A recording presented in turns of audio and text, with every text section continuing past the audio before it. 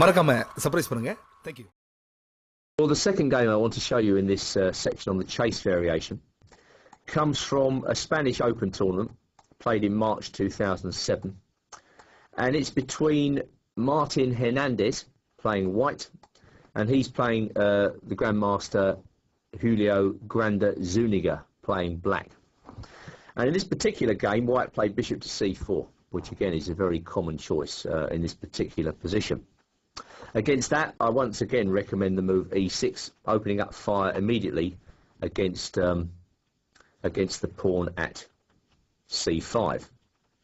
Now, just before we get into the complications of this game, I just want to drop back to the position after knight b6 and just consider for one moment the tricky line a4, which you're not going to see very often. But I remember an article in the Twig Theory series which was written by Igor Khmelnytsky on this line. And it might be tried against you by certain players who have how can I put it, a tricky style. It's not an easy move to meet, actually. White's idea is that if black goes d6 and plays in a normal manner, he's going to play a5, and when black drops the knight back to d7, he's going to take on d6 and then play d4. And the idea is that the pawn on a5 significantly restricts black's development on the queen side. Well, you can argue the toss about that all day. I mean, this variation is not seen very often. There is a little trick here that black should avoid. For instance, if he plays knight c6, which seems like the most natural move, in fact, black has problems after d5 because he can't take the pawn there, because b4 wins a piece. You know, this is the type of trick one can expect if white plays a4. Just running back to the move a4. My own personal view is that black should play a5 in this position and just carry on as normal, because I don't believe that the insertion of the move a4 and a5 helps white really, because it gives black the b4 square. So, for instance, if play developed as normal, you know, black would have b4 in a chase variation, which should really favour him. And if white tried the other line, where well, he tries to get some sort of exchange variation, something like this, well, I wonder whether black couldn't even take with the e-pawn and go back into something resembling the sort of play we've seen already, where I'm not so sure that these moves help white at all. You know, black has this square. So in short, I think a4 is tricky, but I believe black should play a5, and then he gets in all position where white's probably overcommitted himself on the queen side there. And, well, I think a5 is probably a pretty good answer to a4. So just going back to the game Martin Hernandez versus Granda Zuniga now, we'll rejoin play where black plays pawn up to e6.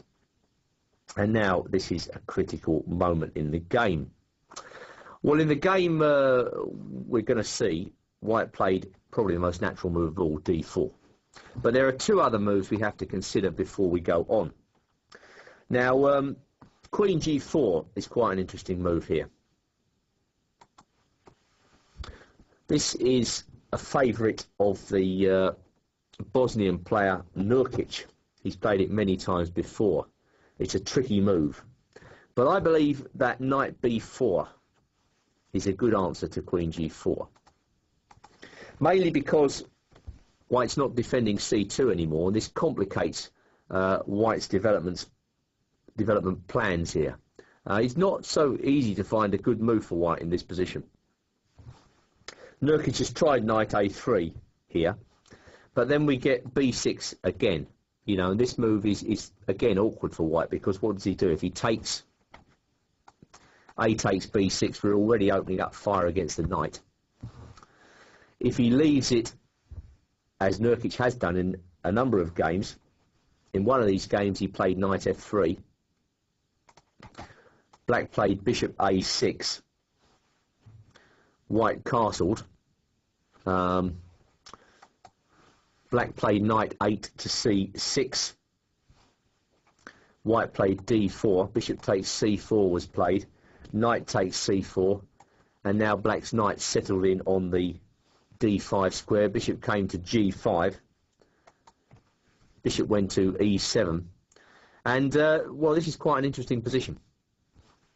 If white goes bishop takes e7, queen takes e7, queen takes g7, black gets a terrific attack on the king side after castles on the queen side. If, as Nurkic has played before, he retreats with bishop to d2, then black can play king f8, knight e3, h5, again with a very unclear position. So knight b4 looks like it answers queen g4 in a satisfactory manner. Now, just going back to the position after e6, knight c3 introduces quite a dangerous variation. It's a pawn sacrifice. Black can obviously think about taking the pawn on c5. That's dangerous because white will get an initiative on the king side with queen to g4 very quickly. So I'm going to recommend a suggestion of Romanian Grandmaster Mihai Suba here, which has been enthusiastically adopted by the Russian/Irish Grandmaster Alex Babarin in this position, where black refuses the pawn initially. He takes on c3, d takes c3, and then plays knight to c6. And after bishop f4, Suba's idea is to put the black queen on h4. And we're going to follow the game Posh versus Babarin, Vienna 1995, for a little while, just to see how this all pans out.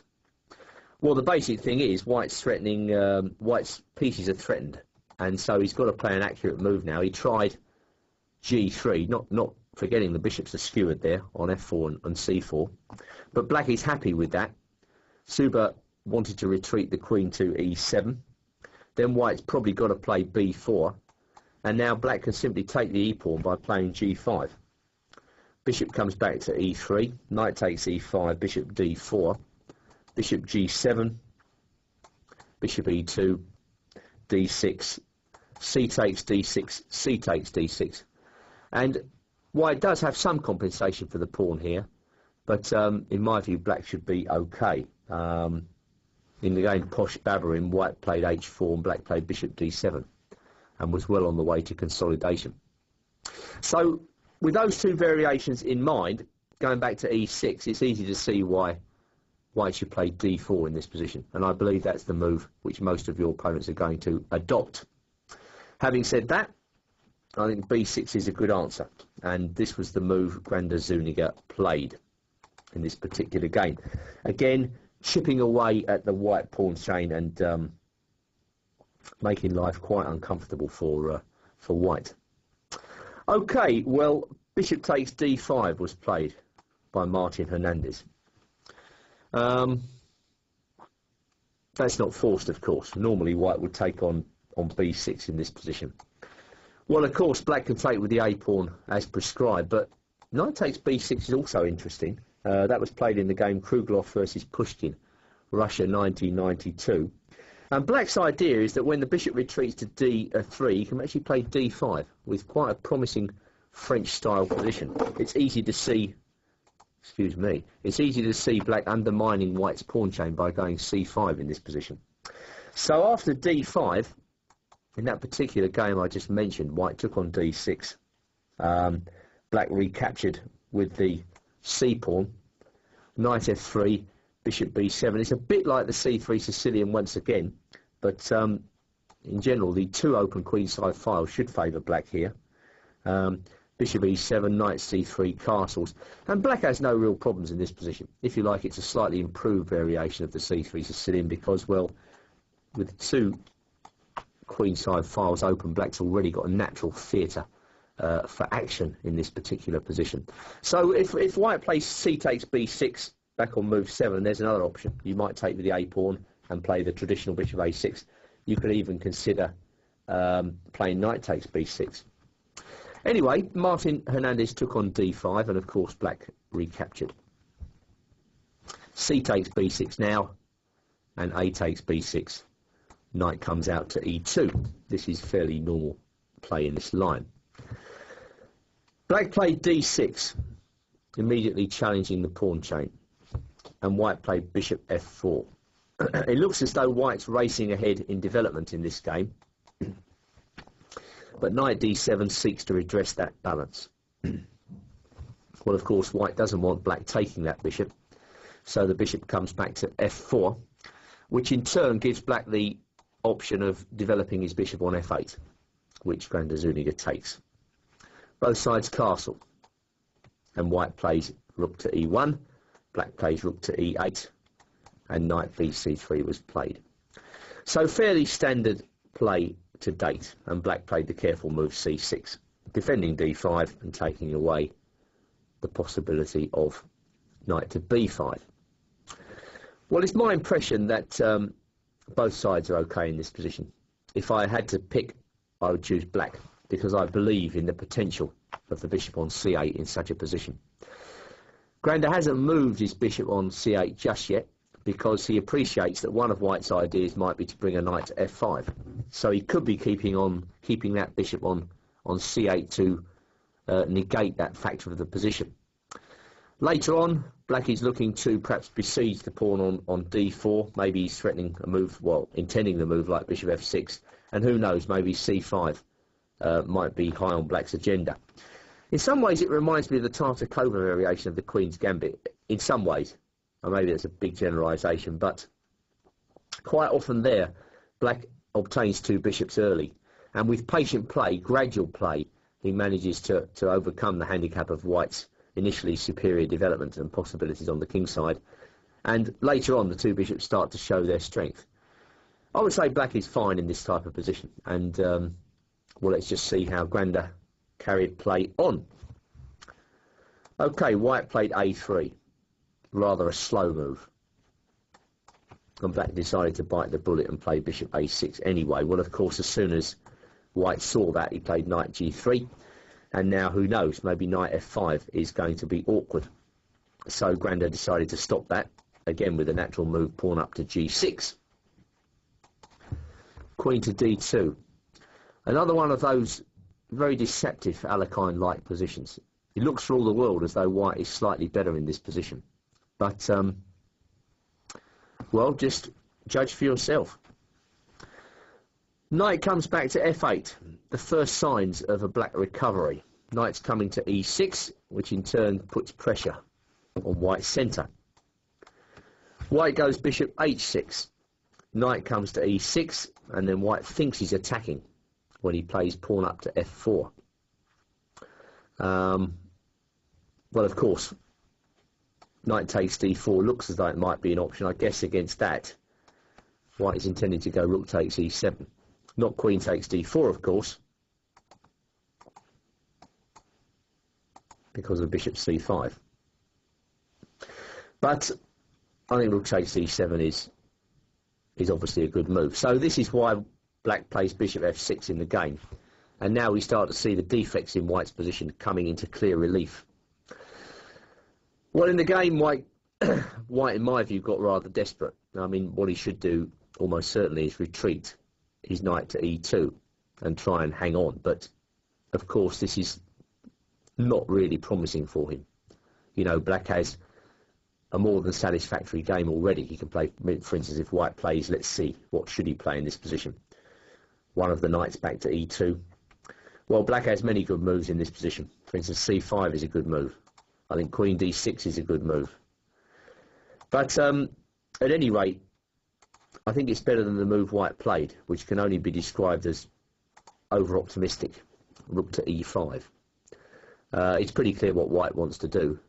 He wants to drum up a winning attack on the dark squares, but against a grandmaster, this is very optimistic. So, of course, black took this and played his queen out to h4. White came forward with f5. But I wonder whether white has seen black's next move, queen to d4. Of course, black's been relying on this, but the exchange of queens should really signal white's demise. And so, well, again, it's hard to see what white should do in this position. You know, there are too many pieces attacked. This pawn on e5 is attacked, the pawn on f5 is attacked. A file is going to open up, and Well, bishop f4, I think, is probably answered by g5. And I think this, with the files opening up, should really end the game. So, anyway, and I'm sure black has other good moves after bishop f4. So anyway, after knight takes d4, white tried bishop g5, black went rook takes e5, bishop f6 was played, that was white's idea, but knight c2 was game over, and white decided to resign. After rook c1, black has rook e1 check, exchanging the rooks. If he takes on e5, black takes on a1, and again black wins easily on material. So a slight game, but a further indication that white doesn't find it easy at all to gain any sort of attack against black's position. So summarising my assessment of the chase variation, I would say it's going to be relatively uncommon in your games. It's tricky, it promotes an unclear middle game, but there's no reason at all why black should feel under pressure in this line. He's got to react accurately and energetically, but I'm sure that will be forthcoming from your own good selves.